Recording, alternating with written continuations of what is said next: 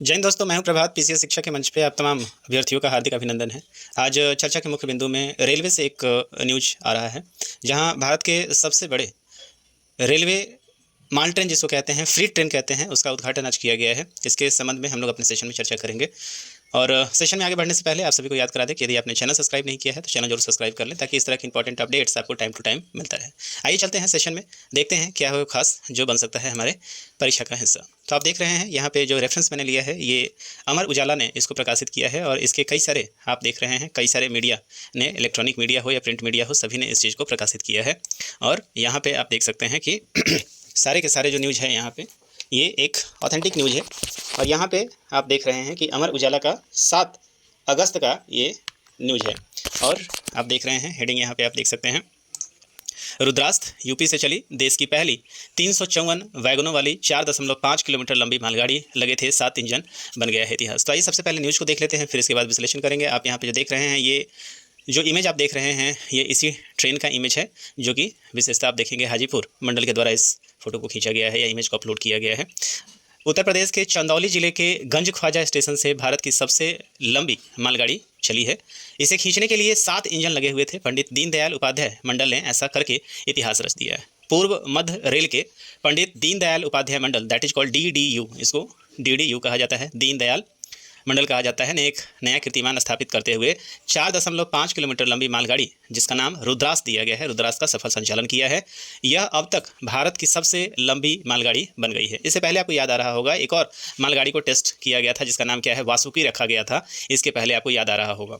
तो यहाँ पे देख सकते हैं 7 अगस्त 2025 को दोपहर 2:20 पे यह मालगाड़ी DDU मंडल के गंज ख्वाजा रेलवे स्टेशन, जो कि कहाँ पे है, यूपी में है, यहाँ से रुद्रास्त्र को गढ़वा रोड के लिए रवाना किया गया है। और ये जो गढ़वा रोड है वो कहाँ पे है, तो ये झारखंड में, इसको याद रखेंगे।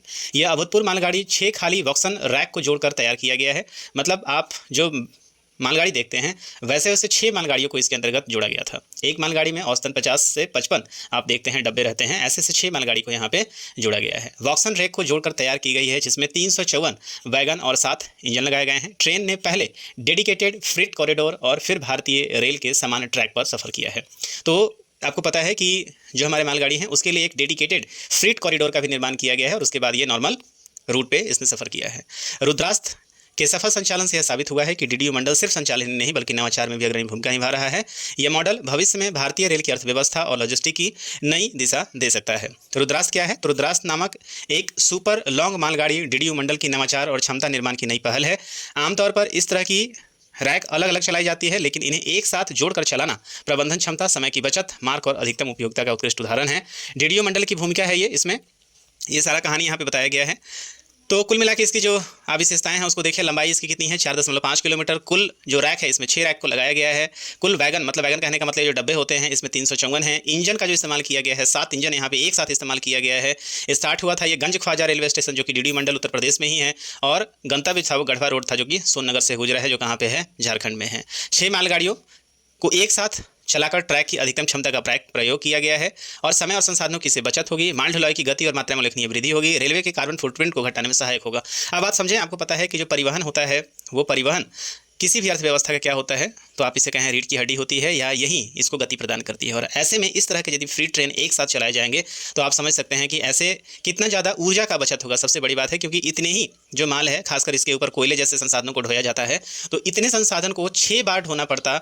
आप समझिए कि कितना समय लगता, उसको एक साथ कंप्लीट कर दिया गया है। तो यही कारण है कि जिस तरीके से बीते कुछ वर्षों में रेलवे ने अपना विस्तार किया है, और रेलवे का जिस तरीके से नवीनीकरण किया गया है, उसने भारत की अर्थव्यवस्था को एक नई दिशा दी है। और उसी का एक बेहतरीन उदाहरण है ये रुद्रास्त्र, जो कि क्या है, मालगाड़ी है। प्रश्न आपसे पूछा जा सकता है कि रुद्रास्त्र हाल ही में टेस्ट किया गया रुद्रास्त्र क्या है। इसमें ऑप्शन आपके पास आ सकता है, ये एक मिसाइल है, इसके आप कंफ्यूज हो सकते हैं, क्या यह एक एयरक्राफ्ट है या एक रेलवे वैगन है। तो यहाँ पे आप कंफ्यूज कर सकते हैं, क्योंकि अक्सर इस तरह के नाम जो है वो वेपन के लिए इस्तेमाल किए जाते हैं। तो इसका सही उत्तर जो होगा वो क्या होगा, यह एक फ्री ट्रेन है, मतलब एक मालगाड़ी है। तो मुझे उम्मीद है कि इस सेशन की सारी बातें आपको समझ में आई होंगी, और परीक्षा के दृष्टिकोण से आपने अपने करंट अफेयर्स के नोट्स में इसे अपडेट भी कर लिया होगा। यदि आपको सेशन बेहतर लग रहा है, कंटेंट ऑथेंटिकेटेड लग रहा है, तो अपने दोस्तों में भी इसे शेयर करना न भूलें। इस सेशन में इतना ही, मिलेंगे हम आपसे अगले सेशन में कुछ नए अपडेट के साथ। तब तक दीजिए मुझे इजाज़त। साइनिंग ऑफ, दिस इज प्रभात। जय हिंद।